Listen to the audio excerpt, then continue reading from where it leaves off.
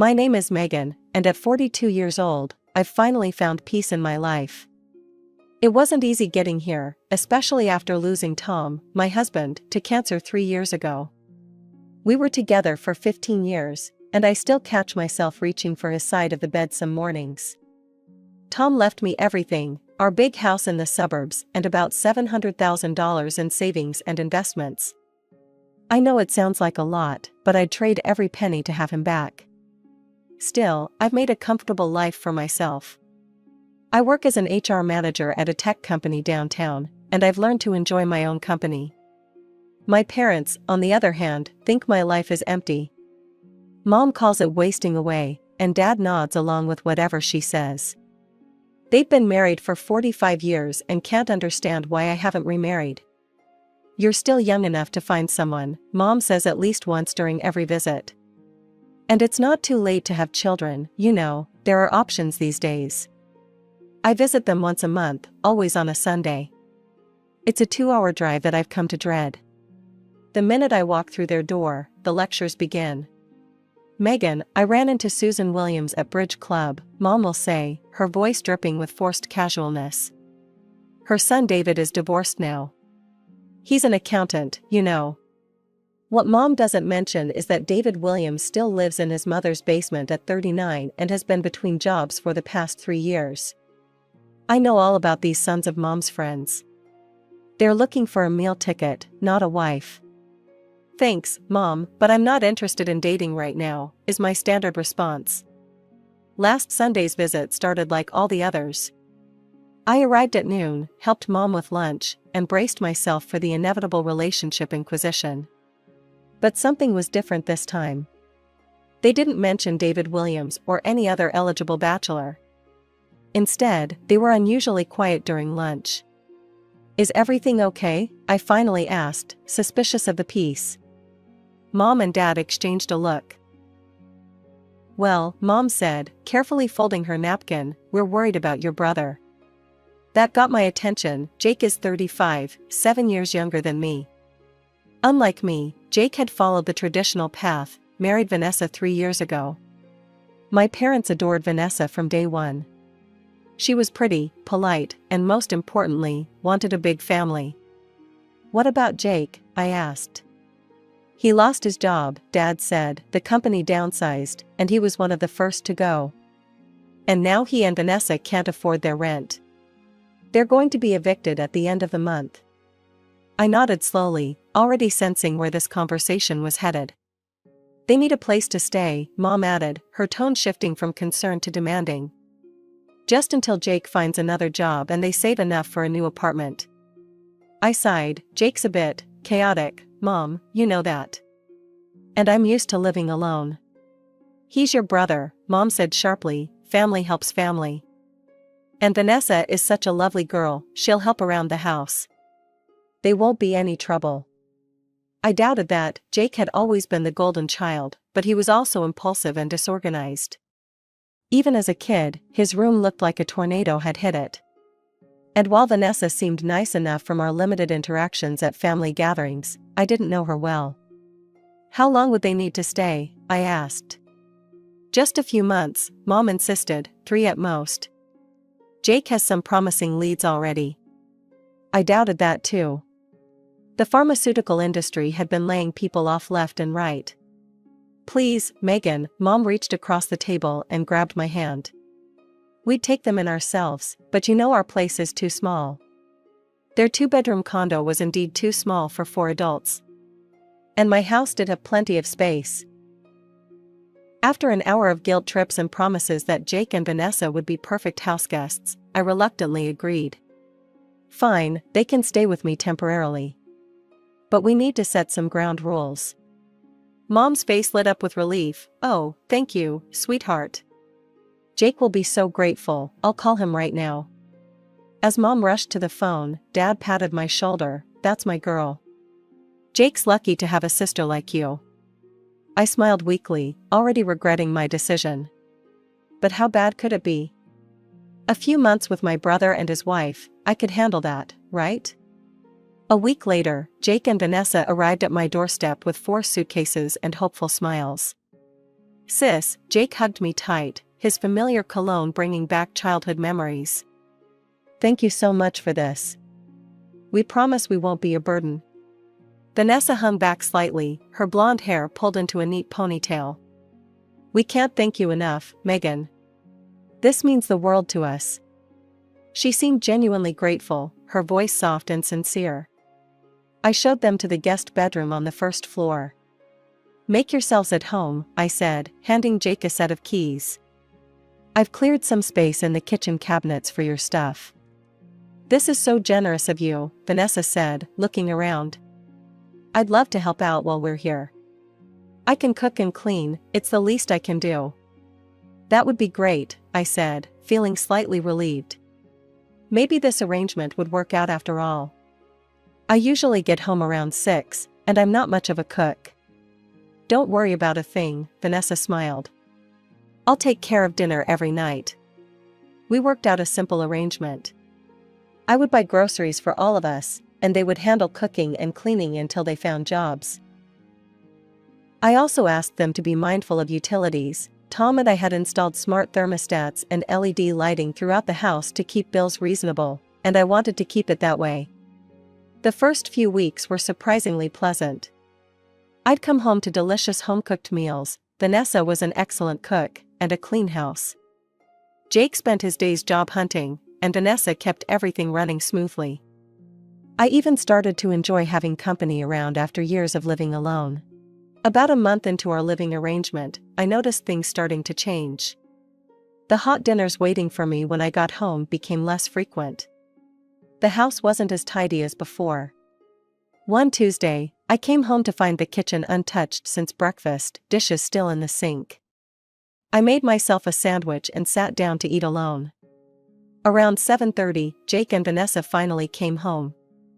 Oh, you already ate, Vanessa said, barely glancing at me as she dropped her shopping bags on the counter. Yeah, I figured you guys were busy, I replied, trying to keep my tone neutral. Everything okay? Jake opened the fridge and grabbed a beer, just running some errands. I noticed Vanessa's bags were from high-end stores I couldn't afford to shop at regularly, even with my comfortable salary. I wondered how they were affording shopping sprees when they couldn't pay rent. The next evening was similar, no dinner prepared, and the house a mess. When they finally showed up, I decided to ask directly. I thought we had an agreement about dinner and keeping the place clean, I said as I microwaved leftovers. Vanessa sighed dramatically, I've been super busy lately. I'm starting a business with some friends. We've been meeting here during the day to plan everything. Here? You've been having people over to my house? I felt a flash of annoyance. It's just a few friends, Vanessa shrugged, we needed somewhere to meet. I put down my fork, Vanessa, this is my house. I don't know these people. I'm not comfortable with strangers being here when I'm not home. They're not strangers, they're my friends, she snapped. They're strangers to me, I countered. If you want to meet with them, you should go to a coffee shop or one of their houses. Vanessa stared at me for a moment, then threw her fork onto her plate with a clatter. She pushed back from the table and stormed off to their bedroom. Jake glared at me, way to go, sis. She's trying to build something here. Jake, I'm not trying to be difficult, but... He didn't wait for me to finish, just got up and followed his wife. After that night, the atmosphere in the house changed completely. Vanessa stopped acknowledging me altogether, no good morning, no how was your day, nothing. She also stopped cooking for me entirely. I'd come home to find evidence that they'd eaten, takeout containers or dirty pans, but nothing left for me. I went back to preparing my own meals, just as I had before they moved in. 2 months into their stay, I was beginning to feel like a stranger in my own home. One evening, I found them sprawled on my living room couch, watching TV and sharing a large pizza. They didn't offer me any. I decided it was time for another conversation. Hey guys, quick question, how's the job hunt going? Jake barely looked away from the TV. Oh, you know, making progress. What does that mean? I pressed. He shrugged. I've had a few interviews, nothing solid yet. Vanessa didn't even pretend to acknowledge me. It's been 2 months, I reminded them. When you moved in, we talked about this being temporary. We'll let you know when we have news, Jake said dismissively, turning back to the TV. The following Sunday, I drove to my parents' house for our monthly visit. Jake and Vanessa had declined to join me. I was actually relieved. I needed to talk to my parents alone. When I arrived, Mom hugged me tightly. How's everything going with Jake and Vanessa? That's what I wanted to talk to you about, I started. Before I could continue, Mom launched into her concerns. Jake says you've been pressuring them about finding jobs. He says you treat them like they're taking advantage of you. I was stunned. What? I barely mentioned it. I just asked how the search was going. He says you're making them feel unwelcome, Dad added. That's not like you, Megan. They promised to help around the house, and Vanessa stopped doing that weeks ago, I explained. And she's been inviting people over without asking me. Mom shook her head. They're going through a difficult time, Megan. You need to be more understanding. Understanding? They're living in my house rent-free, and I'm buying all their food. I could feel my frustration building. They're family, Dad said firmly. Family supports each other. I realized there was no point arguing. My parents had already decided I was in the wrong. I changed the subject, and we had an uncomfortable dinner before I headed home. As I pulled into my driveway, I noticed an unfamiliar car parked in my spot. Confused, I parked on the street and went inside. The moment I opened the door, I saw several large suitcases in the hallway. Voices came from the living room, more than just Jake and Vanessa's. I walked in to find an older couple sitting on my couch. I recognized them as Vanessa's parents, Robert and Linda, though we'd only met a few times at family gatherings. Everyone fell silent when I entered. Megan, Jake said with forced enthusiasm, look who's visiting. I pasted on a smile. Hello, Robert, Linda, nice to see you. Linda nodded stiffly. Megan. Jake, can I talk to you for a minute? I kept my voice pleasant, though inside I was seething. Jake followed me upstairs to my home office. What's going on? I asked once the door was closed. Why are Vanessa's parents here with suitcases? Jake ran a hand through his hair nervously. They're just visiting for a week. They're on their way to Arizona to see Vanessa's brother.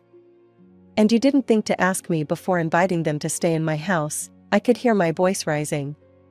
Please, Megan, Jake begged, it's just for a week. They'll be gone before you know it. I took a deep breath. This is exactly what I was talking about, Jake. This is my house. You can't just invite people to stay here without asking me. I know, I'm sorry, he said, but they're already here. What do you want me to do? Send them to a hotel? I stared at Jake's pleading face and felt myself caving, again. Fine, 1 week, but that's it. Jake's face lit up. Thanks, sis, you're the best. As we went back downstairs, I noticed Vanessa had made dinner.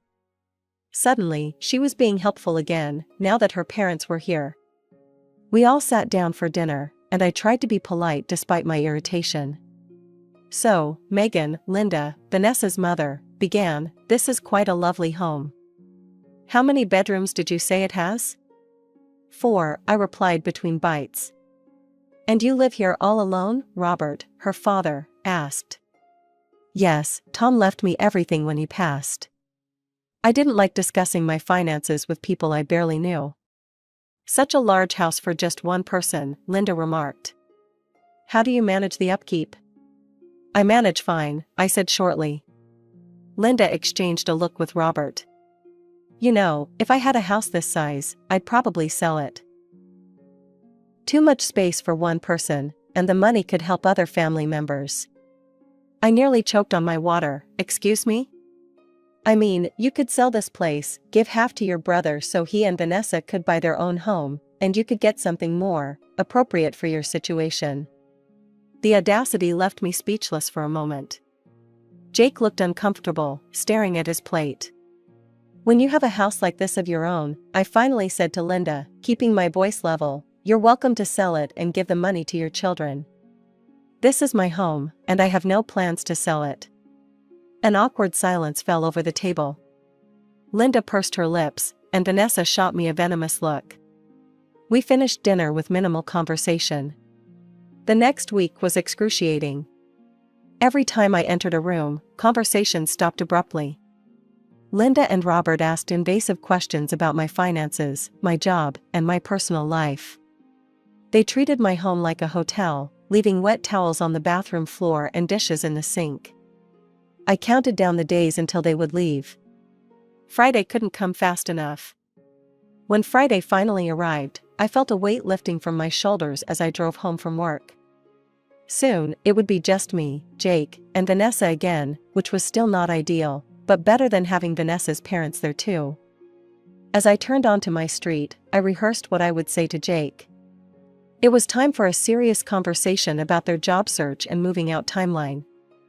3 months had passed, and they showed no signs of leaving. I pulled into my driveway and walked to my front door. When I opened it, I froze. Several of my suitcases were sitting in the hallway. Confused, I opened one. Inside were my clothes, hastily folded and crammed in. My toiletries were stuffed in a side pocket.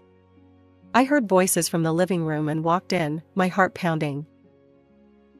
Jake, Vanessa, and her parents were huddled together, looking at what appeared to be a guest list. "What's going on?" I said loudly. "Why are my things packed?" They exchanged glances, no one spoke for a moment. Finally, Vanessa shrugged. "We're planning my parents' 35th anniversary party. Their relatives are coming here tomorrow." Here, in my house? I couldn't believe what I was hearing. "It's just for the weekend," Jake said weakly. "And where am I supposed to go?" I demanded. "We thought you could stay at a hotel," Vanessa said casually. "Or with your parents, we need the space for the guests." I stared at them, dumbfounded.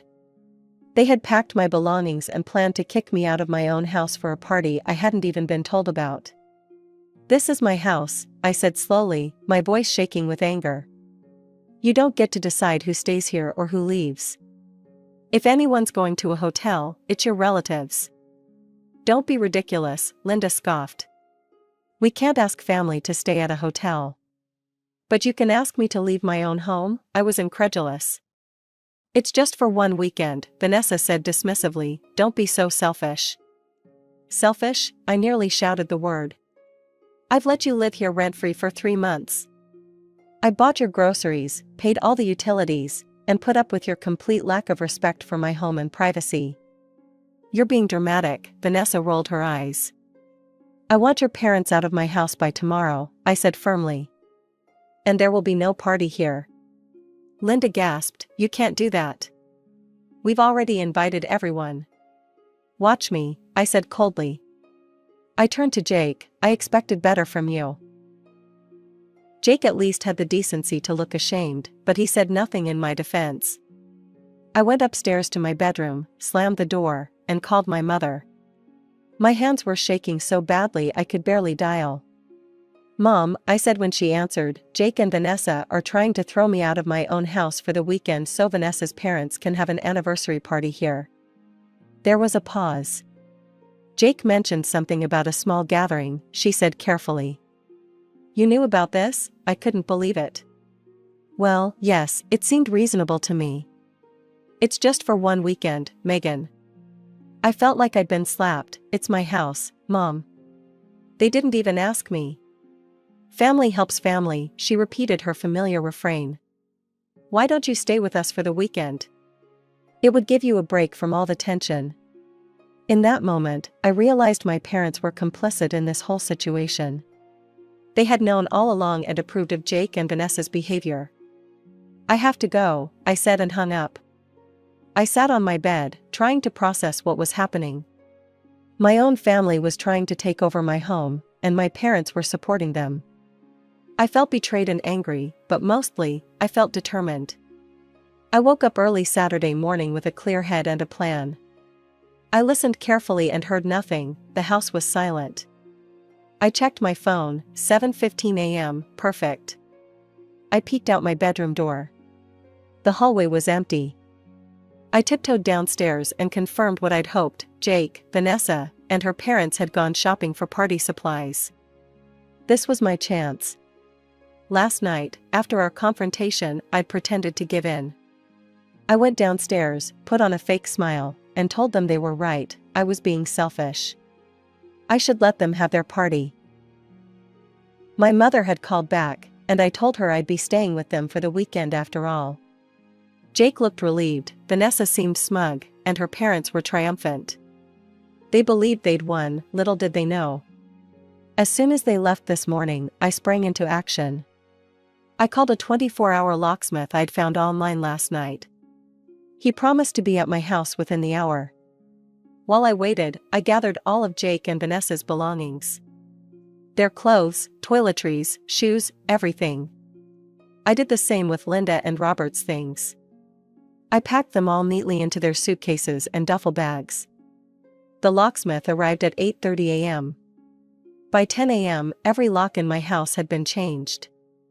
I paid Mike, thanked him profusely, and dragged all the suitcases outside onto the front lawn. Then I sat in my living room with a cup of tea and waited. Around noon, a car pulled into my driveway.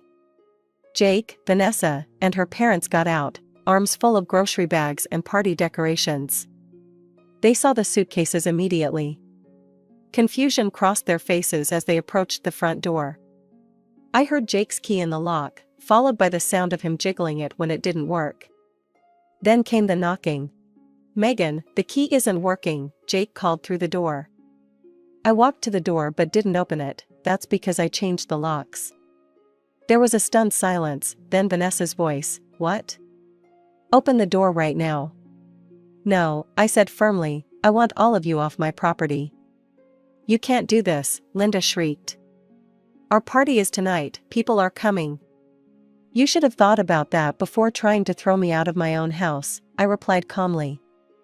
Jake's voice turned pleading: "Megan, come on, we can talk about this." "There's nothing to talk about. You've taken advantage of my generosity for months.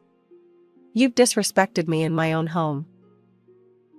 And now you've tried to force me out so you can throw a party I never approved of. We're done talking." Vanessa started pounding on the door. "You can't do this. Let us in right now or I'll call the police." "Go ahead," I said. "I'll explain how you've been squatting in my home and refusing to leave when asked. I'm sure they'll be very interested." Jake tried a different approach. "Sis, please. Where are we supposed to go? That's not my problem anymore. You've had 3 months to figure it out, time's up." Linda was wailing now about her ruined anniversary. Robert was trying to calm her down. Vanessa had moved from pounding on the door to kicking it. "If you damage my property, I will call the police," I warned her. The kicking stopped. "Mom and Dad are going to hear about this," Jake threatened. "I'm sure they will," I replied. "Now please leave before I call the authorities." There was more arguing, pleading, and threatening, but I stood firm. Eventually, I heard them loading their suitcases into their cars. I watched through the window as they drove away, Jake and Vanessa in one car, Linda and Robert in another. As predicted, my phone started ringing almost immediately. My mother's name flashed on the screen. I declined the call. Then came a barrage of text messages. "Mom, what have you done? Jake says you threw them out." "Dad, call us immediately, young lady." I turned off my phone, made myself another cup of tea, and sat in the peaceful quiet of my home for the first time in months. The messages kept coming over the next few days. My parents called and texted incessantly.